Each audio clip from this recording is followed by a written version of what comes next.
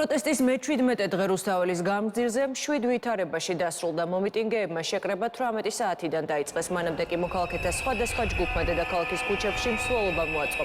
აქციაზე შეკრებილები პროტესტს სასტვენებითა და პერიოდული შეძახილებით გამოხატავდნენ. გუშინდელ აქციაზე გამოჩნდა საომე ზურაბიშვილის პრეზიდენტმა მომიტინგეებს ხმის გამაძლიერების მეშვეობით მიმართა და კიდევ ერთხელ გააჟღერა მოთხოვნები ხელახალი არჩევნები და აქციებზე დაკავებულთა გათავისუფლება.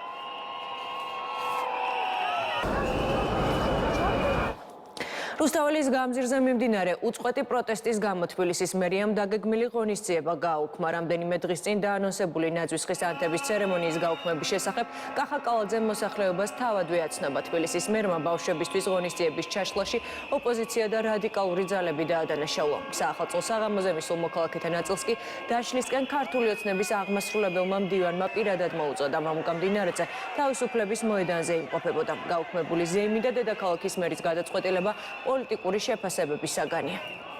კალაძეს სურს რომ პარალელურ სამყაროში და პარალელურ რეალობაში აცხოვროს ხალხი, რომ თითქოს და საახალწლო განწყობა შეიძლება იყოს ქალაქში, სადაც ახალგაზრდებს და ბავშვებს უსწორდებიან ფიზიკურად, თავპირს ამტრევენ და წყლობით ციხისთვის იმეტებენ, მაგრამ სინამდვილეში აქ ქართული ხალხი დადგა თვითედინებით, არავითარი ორგანიზება პარტიული ამას არ ჭირდება, განსხვავებით მისი, ასე ვთქვათ, პარტიისგან, რომელიც ვერ ახდენს მობილიზებას სათანადო რაოდენობის ხალხის მithumetes. პირველად ნახე, როდესაც ნაძვის ხის არანთებას ზეიმობენ ზეიმობს ადამიანთა ერთი ნაწილი, ადამიანთა ჯგუფი და ამას უწოდებს გამარჯვებას. ეს უბრალოდ სირცხვილია. რაც შეეხება მერიის გადაწყვეტილებას, ეს არის განსხვავება, ვთქვათ, იგივე სააკაშვილის ხელისუფლებასა და დღევანდელ ხელისუფლებას შორის. სააკაშვილის ხელისუფლებამ, იმიტომ რომ 26 მაისის აღლუმი უნდა ჩაეტარებინა, უსასტიკესად დაარბია იქ მყოფი ადამიანები. დღევანდელმა ხელისუფლებამ თქვა, რომ ოღონდ კი დაპირისპირება არ იქნება და ჯობია გადავდოთ ნაძვის ხის ანთება. ოღონდ ამას გამარჯვებად რატო რაცხვავს ეს რადიკალური ოპოზიცია,